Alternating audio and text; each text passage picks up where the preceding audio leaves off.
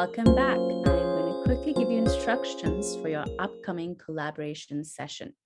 All right, let me share my screen. So in this module now, we're really bringing everything together. You've collected a lot of data from the heart in your listening to learn module where you went out and spoke to stakeholders, you probably did interviews, and then you went through the module of data from the head, where you tried to find certain aspects of your learning that you wanted to dig deeper into and get more numerical data around. And now we're going to take all of that and make sense of it together to create a perspective in the work that we're doing. And to do this, we use a 4-step process. And the first step is collect, which is literally taking all the bits of data from all this work that you've done and put it into one place. Step 2 is organize, where then you take these pieces of information and you categorize them. And we have a worksheet or a visual for you that I'll show you shortly. And then you generate insights. So you then make associations between all these different pieces of data that you've organized and generate new perspectives. And in this step, it's really important for everybody who's participated in any of this data collection, listening to learn process, that they're part of this synthesis work. And finally, formalize, where you take the insights you've generated and convert them into design principles and opportunity statements. All right, so I'm going to stop sharing these and I'm going to show you your worksheets. The first one I'm going to show you is your data from the heart worksheet. So if you remember in your last module, you created a data action plan where you decided what are some data from the head that you need to collect and how you'll collect them and who on your team is going to be responsible. So you already have this. And then if you can remember, in your listening to learn worksheet, you also documented your listening efforts in your second collaboration session.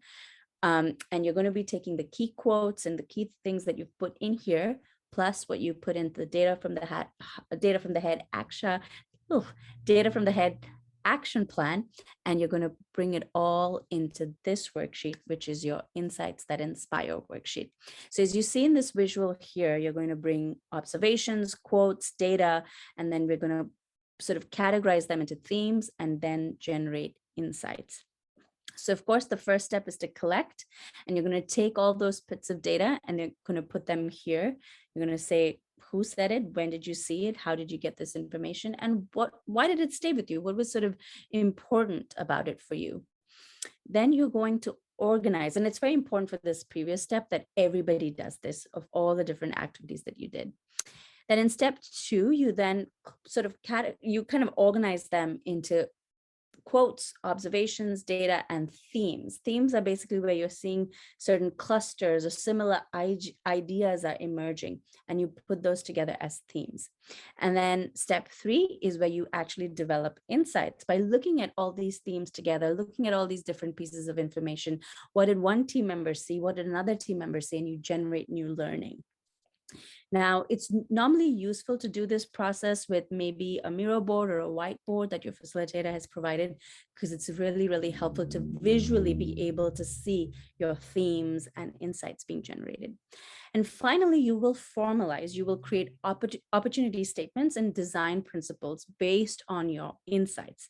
So what is an opportunity statement? An opportunity statement is really a perspective where you've synthesized all the key learnings that you have into a certain perspective that you're going to move forward through your work. And we have a format for that, which you can see right here in the worksheet. How might we dash verb, dash user, dash need, so as to dash insight or theme. Now, here's an example from a team that did this work last time.